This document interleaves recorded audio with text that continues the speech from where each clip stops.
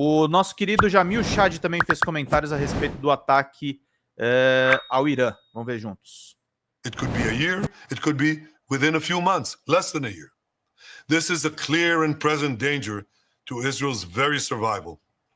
80 years ago, the Jewish people were the victims of a Holocaust perpetrated by the Nazi regime. Today, the Jewish state refuses to be a victim of a nuclear Holocaust perpetrated by the Iranian regime. O que ele quer, afinal de contas, Jamil? Ele quer basicamente ser o único país no Oriente Médio com bombas atômicas, né? Que é a realidade. Né? Israel, apesar de não declarar, é absolutamente reconhecido como tendo, sim, a capacidade nuclear. Então, sim, sem dúvida nenhuma, o Irã é uma ameaça. Não digo que ele é uma ameaça, vamos dizer assim, sem um contexto. Existe um contexto para isso. Israel considera o Irã como uma ameaça e, portanto, destruir a capacidade do Irã em desenvolver bombas é absolutamente estratégico para Israel, a qualquer custo. Ou seja, se uma negociação não vai adiante, o que nós vemos é, obviamente, uma destruição ou um freio às ambições iranianas por meio de bombas e de morte. É isso que nós vimos nessa noite. E colocando só num contexto aqui, Vivi, o que aconteceu? O governo de Donald Trump lançou uma negociação com o Irã.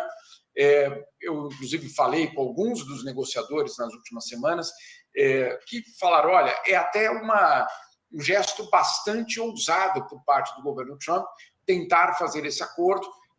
Muitos não previam que esse seria o passo do governo americano, mas que tinha um objetivo muito claro. Não era limitar a capacidade do Irã em enriquecer urânio ou ter algum tipo de capacidade nuclear. Não, era de não ter nenhuma. E aí, como a negociação não andou, o que Israel fez foi basicamente um ataque. Agora, olha só a quantidade de contradições do governo americano desde os ataques de ontem. Primeiro, Donald Trump disse, olha, o governo Donald Trump disse, nós não temos nada a ver com isso, hein? Não, nós não temos nenhum tipo de envolvimento. Esse foi um ataque unilateral, essa foi a palavra utilizada ontem pelo governo americano. Essa foi um ataque unilateral por parte de Israel. Muito bem.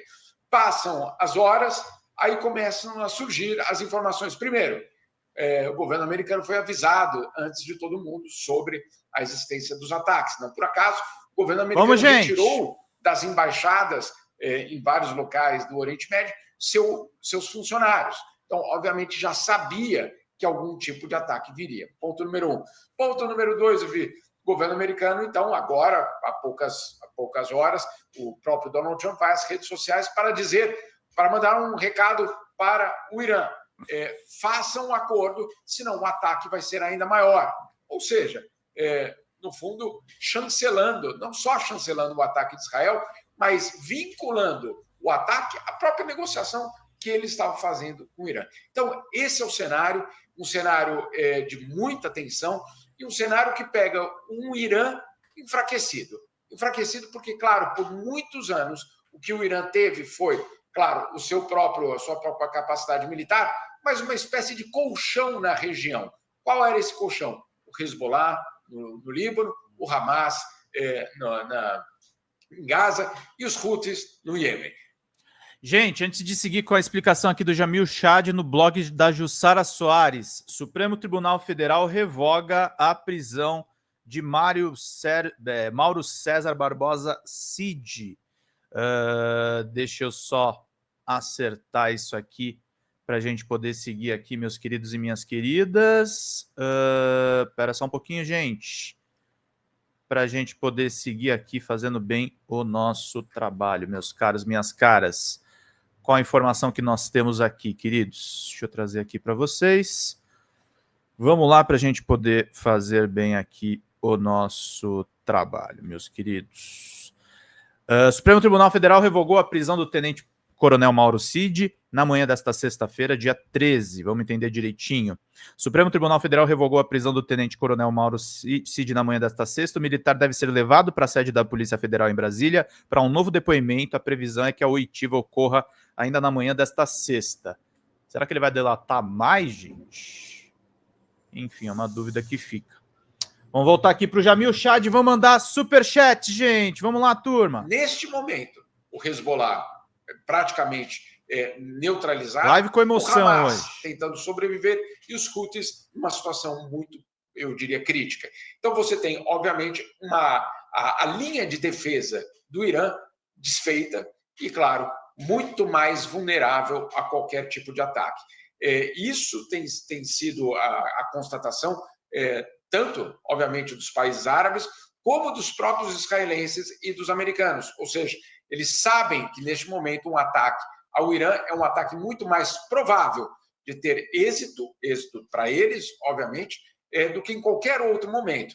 Porque antes você tinha um ataque ao Irã e, imediatamente, o Hezbollah, ou o Hamas, os Houthis, viam, basicamente, ao apoio dos iranianos. Desta vez, isso não tem sido possível. Jamil, você acredita que o objetivo, seja de Washington, seja de Israel, é desmobilizar a produção nuclear de Teherã, ou que eles têm um objetivo, para além disso, de depor o atual regime da República Islâmica? Você acha que para numa coisa ou que eles, de fato, querem trocar o comando de quem manda no país? Como é que você vê isso? Não, nunca, César, nunca em nenhum momento o governo israelense ou o governo americano escondeu o fato de que não quer aquele regime no poder, né? Que defende que haja algum tipo de mudança. Agora, essa mudança ela pode vir por vários caminhos. Uma das apostas era justamente as sanções. As sanções não tiveram o efeito. Claro que elas geraram uma fraqueza muito grande da economia iraniana, mas elas não foram suficientes para derrubar o governo, principalmente porque o Irã conseguiu estabelecer uma relação muito próxima com a China nos últimos anos. Isso tem sido uma linha, basicamente, de sobrevivência do regime. Agora, o outro caminho é, obviamente, desmontar a estrutura de poder do regime. Qual a estrutura de poder do regime? A Guarda Revolucionária, o programa nuclear, as apostas, basicamente, do governo iraniano. Quando você desmonta isso, você, obviamente, pode abrir um caminho para algum tipo de transição.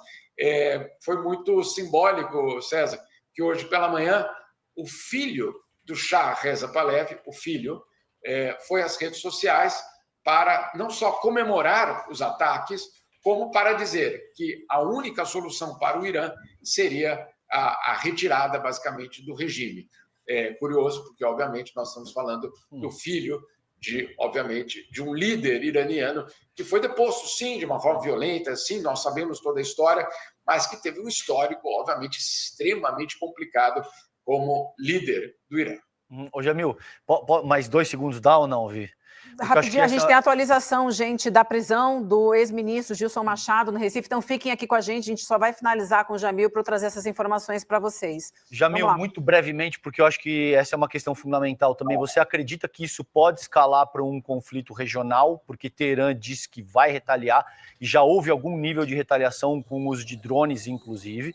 Mas se você acha que isso pode ganhar uma proporção mais exacerbada a ponto de caracterizar um conflito regional entre estados, entre atores estatais, e se essa questão regional pode escalar para algo mais amplo em nível planetário. Como é que você avalia isso?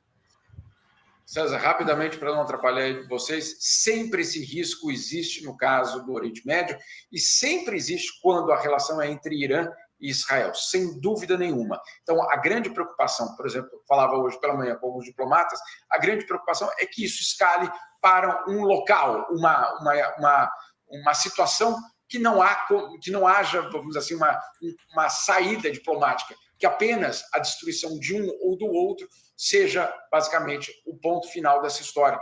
E isso, claro, deixa muita gente preocupada. Conversei com diplomatas que estão lá na região que diziam, olha, ninguém sabe o que vai acontecer nas próximas horas, essa é a realidade. Agora, também sabemos que o Irã já demonstrou uma extrema fragilidade. Então, há uma dúvida se o Irã tem, de fato, hoje, capacidade de confrontar não apenas Israel, mas um Israel especificamente dotado de um cheque em branco da Casa Branca. Essa é a relação de força que, obviamente, é considerada. Israel obviamente, empoderado por saber que na Casa Branca tem alguém dizendo vá adiante. Fala pessoal da Folha Democrata, aqui é Pedro Zambarda, editor do canal, falar um pouquinho a respeito da necessidade de vocês financiarem a Folha Democrata. Gente, a Folha Democrata é financiada através de um Pix chamado Folha Democrata, é o endereço do Pix, né? folhademocrata@gmail.com. Nós precisamos do nosso jornalismo financiado por vocês que são do nosso público, porque nós passamos vários perrengues aqui com o YouTube, vocês sabem muito bem. E mesmo assim, graças a essa comunidade muito unida, a gente conseguiu fazer lives históricas, acompanhar praticamente ao vivo a campanha do Guilherme Boulos, trazer informações exclusivas a respeito de Gustavo Gayer, de Olavo de Carvalho, de todos os bolsonaristas, combater as fake news e tudo o que a gente acompanha. Por R$80 no nosso Pix você ganha um curso de roteiro para série, o que é muito importante se você é artista, roteirista, se você lida com essas práticas da economia criativa. Outra forma de você colaborar também é se tornando membro aqui do nosso canal. Isso é muito importante para você fazer as suas atividades por aqui, porque você tem acesso a vídeos exclusivos e nós temos um curso de jornalismo básico para você poder acompanhar a partir de R$5, que é ministrado por mim. A gente tem aí quase uma dezena de aulas e muito conteúdo para você poder acompanhar. Meus caros, minhas caras, financiem o jornalismo independente, financiem o jornalismo que se posiciona à esquerda, financiem o jornalismo na internet, que traz informações confiáveis, checadas, que cruza informações e que trata você, que é o nosso público, de uma maneira muito séria. Vida longa e próspera, gente. Cuidem dos seus. Até mais. Tchau, tchau.